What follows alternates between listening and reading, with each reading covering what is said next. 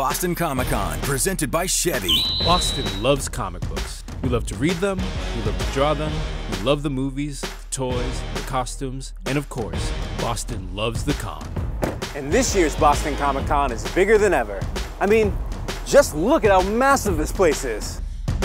Keep going. What do you think are some of the bigger trends in geek culture in 2017 that you anticipate seeing represented at Boston Comic-Con? Bootleg fidget spinners, that's going to be all over. If someone cosplays as a fidget spinner. The conventions have really skewed more towards cosplay over the years. Like, It's so weird to me. And then cosplay has really mainstreamed a lot. Cosplay is super mainstream. I have to say I don't like it. Well, so I've been going to cons for 30 years, and they're very, very different. And the last 10 years has really been where they've changed the most. Absolutely. But they basically were a place where you could go buy things. They would always be like, if you dress up, you get in for free, and no one did anyway. Yeah. That's why I started going to conventions. My dad would go to Star Trek conventions and use me as one of his props. Here's what I really like, is that kids go now. Yeah. And when I was growing up, I was one of the only kids at shows. I mean, that's how I made some of my friends, because it'd be like, I'm 12 and you're 11 and there's literally no one else. And you're just sitting there with your dad. I always get asked, what's up with these kids? They're dressing up. I don't get it. It's so weird. And I look at the person and he's head to toe dressed in Tom Brady outfit. I say, look at you. You're doing cosplay right here. He says, this isn't cosplay. This is the greatest of all time. What are you talking about?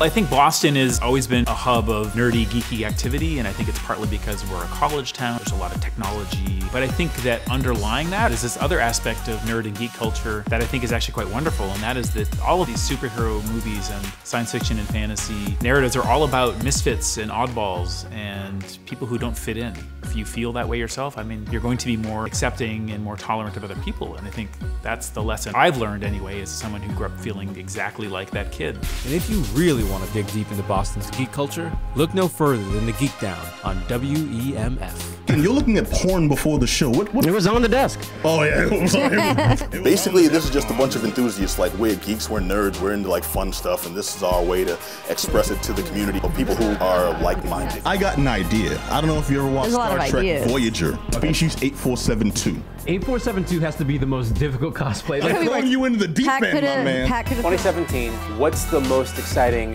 book, movie, adaptation, whatever, coming out that you're really pumped for? Robert Kirkman's Invincible. Okay. Invincible is a story about a young boy who discovers he has superpowers. And it goes so far beyond that. It's not a kid's book, though. It gets very raw, very graphic, it's rough. Paper Girls by Brian K. Vaughan. I like to say it's sort of like Stranger Things, but with girls.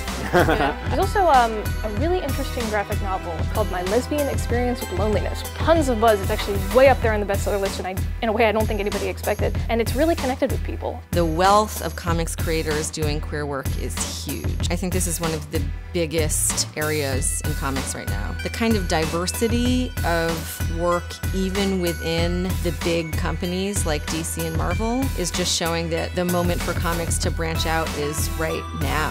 People are starting to see that, you know, gay people like comics, black people like comics, women like comics. It's such an exciting time in comics.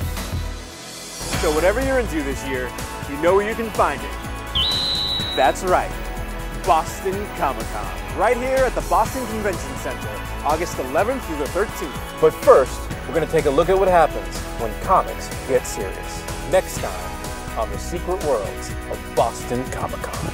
I understand that some congratulations are in order. Kamikaze just won an Eisner Award, which is a big deal. The Eisners are kind of the Oscars of the comics industry, and they are given out every year at San Diego Comic-Con. Congratulations to Kamikaze on that. Thank you very much. We are very excited. Brought to you by the all-new 2018 Chevy Equinox. Check out Chevy's comic-covered cars at Boston Comic-Con, August 11th through the 13th at Boston Convention Center. 2018 Equinox. Everything you need to do everything you want.